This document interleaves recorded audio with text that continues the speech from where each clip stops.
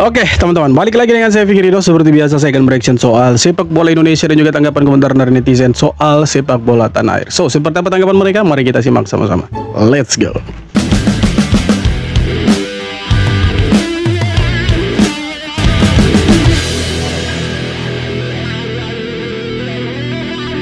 Kluivert adalah korban kebobrokan kerja PSSI. Menurut lu, pemecatan Kluivert ini itu adalah kayak lagi panik dengan publik ataukah emang nggak sesuai KPI menurut lu, Mak? Masalahnya sampai sekarang itu nggak tahu alasannya apa. Betul. Tidak tahu alasan pemecatan Patrick Kluivert itu apa gitu kan? Apakah karena tekanan publik atau karena memang ya dianya tidak sesuai dengan key performance indikatornya itu? Ya kita tidak tahu alasannya apa, KPI-nya apa gitu kan? Coba lanjut. Waktu Luis Milla dipecat tuh ya, aku nge-tweet gitu kayak waktu STY dipecat itu aku sempat nge-tweet gini. Ini bukan soal orangnya siapa gitu, tapi caranya kan keadilan buat pelatih ini gitu. Wah, ini juga terjadi di Luis Milla. Lagi bagus-bagusnya secara permainan Dipecat. tiba-tiba dia dipecat. Alasan, kita nggak tahu nih kenapa gitu. Tiba-tiba dipecat diganti Simon McManamy. Tiba-tiba nggak works, STY masuk. Abis STY abis itu dipecat juga. Nah, aku tuh sempat bilang semoga pada Kluivert bisa adil gitu. Jangan kayak gitu lagi, orang udah dari sebelum-sebelumnya. Olive dipecat balik lagi, ini siapa lagi dipecat balik lagi. Bermasalah mulu nih pelatih kita kan, bukan hanya di STY gitu. Nah, ternyata ya sama juga dipecat tanpa dikasih tahu kenapa. Kalau soal hasil iya. Jadi itulah teman-teman penyakit di timnas Indonesia, gitu kan? Pelatih yang bagus dipecat. Oke, ada yang tidak perform, ada yang tidak bagus dipecat. Oke lah, kita masih masuk akal gitu, masih bisa diterima dengan nalar berpikirnya kita, gitu kan? Tapi ada pelatih yang bagus tiba-tiba dipecat dengan alasan yang menurut kita itu tidak masuk di logika, begitu. Maksudnya lagi bagus-bagusnya kok. Contohnya, kita kasih contoh. Sorry lagi, ini Sintayong lagi. Sintayong itu baru habis menang lawan Arab Saudi loh, dan kita itu terpaut cuma 1 poin dari Australia di peringkat kedua itu. Kalau kita bisa kasih kalah mereka di Australia di kandangnya mereka, dan kita menang waktu itu di 2 laga sisa lawan Bahrain dan Cina, kita lolos otomatis karena secara poin kita di atasnya Australia dan Australia tidak bisa kejar kita lagi. Tapi itu dipecat, dan ini penyakit dari sebelum-sebelumnya, mulai dari eranya Luis Milla, kemudian diganti dengan Simon McManamy, sekarang Sintayong, kemudian Patrick Kluivert. Nah, pemecatan Patrick Kluivert inilah yang menurut kita tidak jelas alasannya apa. Oke, mungkin ini kan kita berandai-andai, bisa jadi karena desakan publik. Iya kan, desakan publik nih, dia tidak perform ya harus dipecat. Indonesia selama dilatih sama Patrick Kluivert 8 pertandingan itu kalah terus begitu kan. Kita cuma menang beberapa kali saja. Kemudian Patrick Kluivert secara KPI itu tidak memenuhi target. Jadi ya kita berandai-andai bisa saja seperti itu. Ya, tapi kan kita tidak tahu juga alasan yang pasti dari PSSI. Semoga nanti pas konferensi pers pemilihan pelatih baru itu ada angin segar lah. Kita tahu alasan kenapa Patrick Kluivert dipecat, walaupun sudah sangat-sangat terlambat dan tidak masuk ranahnya lagi gitu. Tapi kita berharap ada statement dari PSSI-nya gitu. Pengakuan mengejutkan Patrick Kluivert kepada media Belanda akan membuat timnas Indonesia kesulitan mendapatkan pelatih baru. Patrick Kluivert, mantan pelatih timnas Indonesia, membocorkan kepada media Belanda betapa bobroknya sistem kepengurusan PSSI karena terdapat campur tangan politik terhadap timnas Indonesia. Karena pengakuan ini, banyak dugaan karena hal inilah timnas Indonesia hingga saat ini belum mendapat pelatih baru. Gimana? Jadi begini teman-teman, kita belum bisa memastikan keakuratan berita di mana Patrick Kluivert memberikan pernyataan di media Belanda bahwa di dalam tubuh PSSI itu ada campur tangan dari orang-orang tertentu soal line up yang akan diturunkan, soal pemilihan pemain. Contoh, ada pemain yang tidak perform, kemudian tidak bugar, dikeluarkan nih sama Patrick Kluivert, tapi oleh orang tertentu ini itu dimasukkan lagi nih ke dalam DSP-nya atau daftar susunan pemain. Kita tidak tahu keakuratan beritanya seperti apa. Tapi kalau kita coba untuk mengcompare dengan kejadian-kejadian yang selama ini dialami oleh STY, itu agak sedikit masuk akal dan ya logika berpikirnya masuk begitu. STY itu sulit untuk orang lain mengintervensi apa yang menjadi pekerjaannya dia gitu kan. Makanya kita lihat timnas di eranya Sintayong itu pemain-pemainnya benar-benar karena pilihannya dia, tidak ada intervensi dari pihak lain gitu kan. Nah, jadi kalau kita lihat dengan pemecatan Sintayong karena keras kepalanya dia, dengan pemecatannya Patrick Kluivert, kemudian ada statement dari Patrick Kluivert yang bilang seperti itu bahwa ada intervensi dari pihak lain, agak sedikit masuk akal. Agak sedikit nyambung ceritanya begitu. Bisa jadi juga benar, bisa jadi juga tidak benar. Tapi kalau kita lihat dari cerita-cerita kemudian disambung menjadi satu, itu bisa jadi satu kebenaran. Bisa masuk di logikanya berpikirnya kita lah. Oh, bahwa ternyata betul juga. Kenapa STI dipecat? Ya karena mereka tidak bisa titip-titip pemain nih, iya kan. Kalau di Patrick Kluivert kan bisa, dan Patrick Kluivert tidak bisa bekerja 100% karena ada orang-orang tertentu yang intervensi sama dia begitu, pemain-pemain yang tidak seharusnya bermain tapi dipaksakan untuk masuk ke dalam DSP gitu kan. Jadi ya wajar sebenarnya. Dan cerita-cerita seperti ini sebenarnya sudah ada dari dulu-dulu kala gitu. Itu sudah menjadi rahasia umum. Iya kan, bukan lagi hal yang tabu. Tapi sekali lagi kan di eranya Pak Erick Thohir kita itu kan berharap lebih gitu kan. Dia ini soal sepak bola ya oke lah, profesional lah, punya klub bola, malang melintang di Eropa. Apalagi soal organisasi saya pikir dia didukung dari EXO-EXO yang menurut kita juga sebenarnya itu ya boleh lah gitu. Tapi kan ceritanya akhirnya berbeda gitu kan. Jadi kita sekarang sorry itu saya agak kurang percaya dengan PSSI-nya Pak Erick Thohir gitu. Walaupun kita hanya mencoba untuk memaksakan dirinya, kita percaya sajalah apa yang mereka buat walaupun kita tidak percaya amat gitu. Ya, tapi ya dukung sajalah. Orang ini yang buat nama Erick Thohir dan PSSI makin buruk. PR-ing dari federasi menurut lu udah oke belum? PR-ing untuk kayak entah meredam amarah masyarakat Enggak atau sih, bikin tambah marah sih.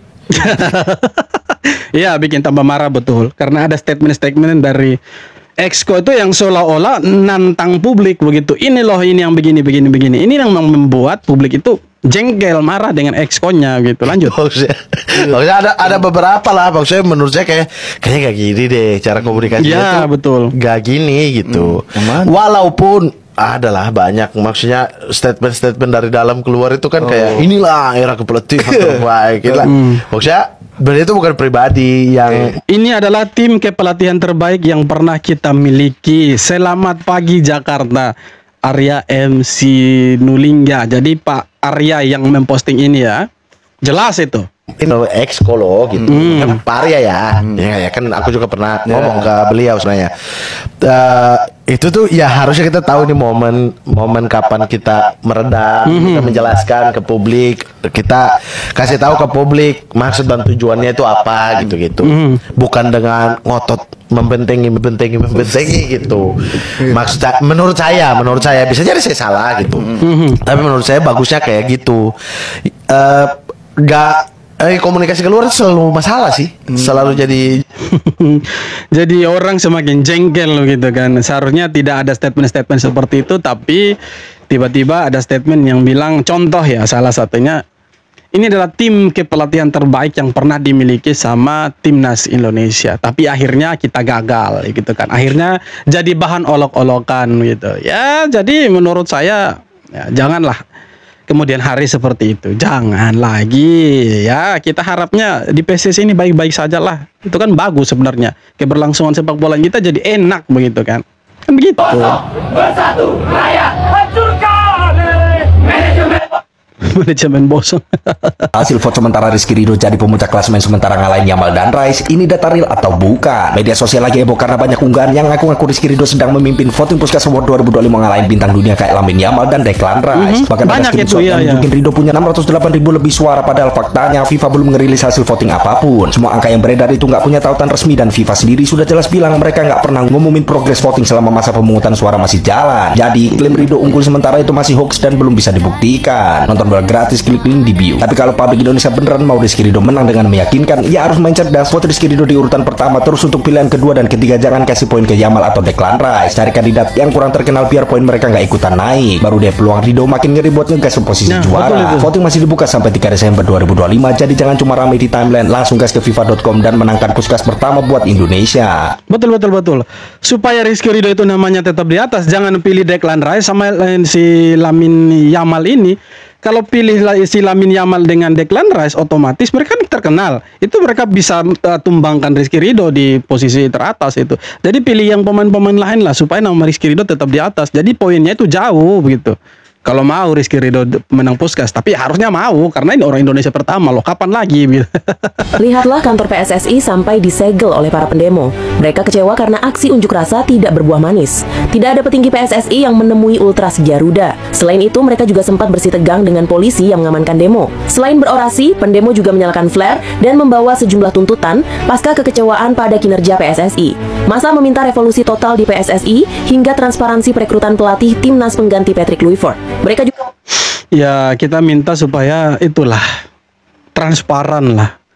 Sudahlah revolusi lah. Maksudnya kembalilah ke jalan yang benar begitu supaya sepak bola kita jadi lebih bagus lah. Cuma itu kok yang diharapkan sama supporter timnas, supporter bola Indonesia. Tidak ada yang lain. Maunya baik-baik saja gitu. Walaupun ya ada 1-2 kerikil yang menghambat, tapi harusnya ya baik-baik saja, itu kemauannya supporter. PSSI resmi mengembalikan lagi sistem fit and proper test untuk memilih pelatih timnas Indonesia, metode yang dulu dipakai era Iwan Bule saat menyeleksi Shin Tae-yong dan Luis Mia di tahun 2019. Keduanya dulu melakukan presentasi di depan semua exco PSSI yang digelar di Kuala Lumpur, Malaysia. Hal ini diungkapkan oleh Waketum PSSI Zainuddin Amali yang bilang kalau calon pelatih nanti harus presentasi langsung di depan exco. Sebelumnya, saat penunjukan Patrick Kluivert, cuma ketum PSSI yang mewawancarai doi pas hari Natal kan ya. Tapi sekarang udah nggak ada lagi tuh metode seperti ini. Zainuddin Amali juga menegaskan kalau model seleksi seperti era Ibul kemungkinan besar kembali diterapkan demi menjaga transparansi dan kualitas proses. Gimana menurut kalian bro? Setuju dengan metode seperti ini? Atau balik lagi interview pas Natal? Atau pas malam takbiran sekalian? Intinya begini, itu jangan hanya sekedar formalitas lah. Fit and proper test itu jangan hanya sekedar formalitas belaka lah. Janganlah begitu. Maksudnya kalau memang benar-benar itu mau dilaksanakan dengan benar, lakukanlah dengan benar. Maksudnya supaya ada transparansi juga gitu. Kalau mau, kalau tidak ya tidak masalah. Tapi kalau ada fit and proper test, bagus juga supaya kita bisa tahu apa nih progresnya dia gitu kan, apa nih yang akan dia buat untuk timnas begitu kan, prestasi dia apa nih gitu, supaya publik juga bisa menilai dan melihat begitu. Dulu bagus. Disanjung dan dipuji, sekarang diminta mundur dari PSSI. Ya itulah yang tengah terjadi pada ketum PSSI kita, Pak Erick Thohir. Saat ini banyak publik Indonesia yang mendesaknya mundur. Bahkan supporter Ultras Garuda sampai turun ke lapangan dan menyuarakan Erick Thohir out dari ketum PSSI. Padahal dulu Erick Thohir diagung-agungkan dan sangat dicintai publik sepak bola. Tapi semua berubah setelah Erick Thohir memecat Shin Tae-yong yang berakibat timnas Indonesia gagal lolos Piala Dunia. Dan akhirnya membuat netizen Indonesia marah dan meminta Erick Thohir mundur dari PSSI.